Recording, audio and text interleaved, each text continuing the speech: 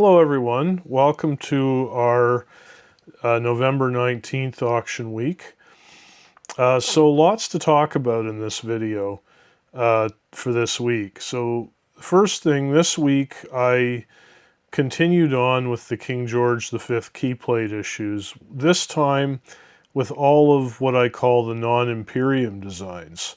So that's all the designs other than what I presented last week, which was the standardized Imperium design. Turns out that most of the crown colonies actually had their own designs. I was quite surprised by actually how many different designs there actually are. You don't really notice it when you're collecting country to country and you're not sort of concentrating on those issues by themselves. But when you do and you gather them all together, it's amazing. So I've done another video where I go through and I do a slideshow of most all of the different designs that comprise that area. And I talk a little bit about the varieties that can be found and the types of ways you can collect those stamps. So I would very much encourage you to go and view that video. It's about just under 20 minutes long.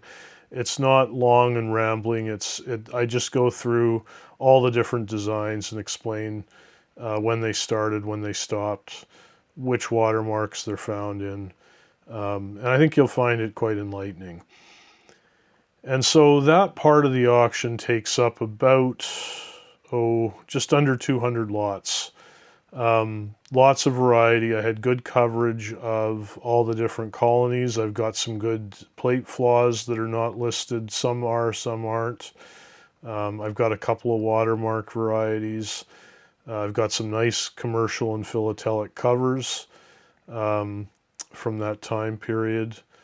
And just lots of interesting stuff. Then I get into two consignments of early Canada that came in the door this past week. And I decided to put those in to bolster up the auction and to give myself an excuse to continue on with my project of putting up tables of different paper and gum types and constructing tables for all the various early Canadian issues, and that's what I want to show you right now. So on my website, I'm just going to take this off of the tripod and turn it around and just turn off that light to stop the glare. And I want to just show you quickly what I've got here. So on my website, I've got this heading here called, this heading, Stamp Issue Tables. So if I go back to the home page, on the issue tables, I've got Canada and provinces, and you'll see now a whole bunch of tables. I've added almost all of these in this week. So I have the original large and small queen papers that I had originally, but now I've gotten a table for the pre-Arch issue American Banknote Company papers. I've got one for King Edward VII. So here's the pre-Arch. So this is all the different paper types for the issues from the Jubilees up. And then I've got, it's slow here. It's not really responding very well right now. Admiral Confederation special delivery issues. So I've got basically a table for the papers up to 1930. Then I've got a table for Babin paper and gum types from 1930 to 34. I've got the 1935 to 52 table. And then I have a table for each of the major issues that uses those papers. So I've got an Admiral table, I've got Confederation and Historical table, I've got small special delivery.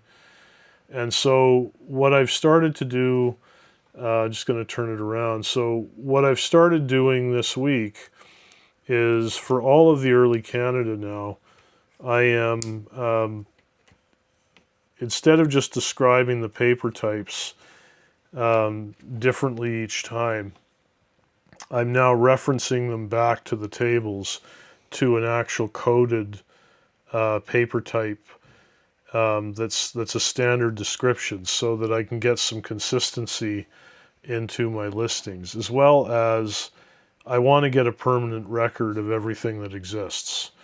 And in fact, when I do this, I find that I discover new varieties and things that I overlooked before, because I would sometimes incorrectly assume that two papers are the same or two gums are the same when they're actually not. And so this is all intended to make the study of Canadian stamps more rigorous, and it's the beginning of a very long-term project where I will do the same kinds of tables for the modern issues. And so this will be an evolving body of work, and you'll see it all throughout Canadian Philately. So that I've done for all of the issues up to and including some of the high values on the Mufti issue. And then I started in again on the third part of my Mufti issue offering.